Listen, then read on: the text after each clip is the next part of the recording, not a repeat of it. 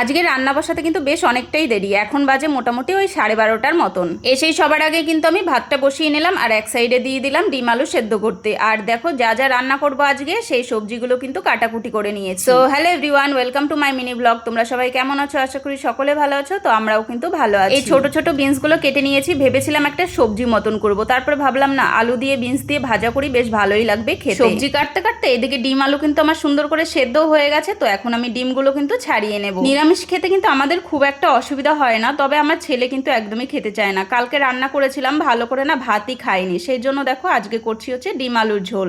এই লঙ্কাগুলো এনেছিল কিন্তু অনেকদিন হয়ে গেছে, আগে একদিন চপ বানিয়েছিলাম, তো ভাবলাম যে আজকে একটু চপ বানিয়ে নিই, না হলে ফ্রিজে থেকে থেকে না এগুলো আর খাওয়াই যাবে না। চপগুলো আগেই ভেজে রাখলে না একদম নরম হয়ে যাবে, ভালো লাগবে না খেতে। সেই জন্য দেখো বেসনটা কিন্তু ফাটিয়ে রেখে দিচ্ছি আর লঙ্কাগুলো কেটে রেখে দিলাম। বড় অফিস থেকে আসবে তখন কিন্তু গরম গরম ভেজে নেব। বিনস আলু ভাজাটা একদম রেডি হয়ে গেছে আর বেসনটাও দেখো ফাটানো হয়ে গেছে। এখন আমি ডিমের ঝোলটা রান্না করব। দেখো ডিমগুলো কিন্তু আগে ভেজে নিচ্ছি। অনেকদিনই হয়ে গেল আমাদের কিন্তু মাছ আনা হয় না। ঘরে মাছ থাকলে না এই রান্নার ঝামেলাটা থাকে না, রোজ রোজ কি রান্না করব।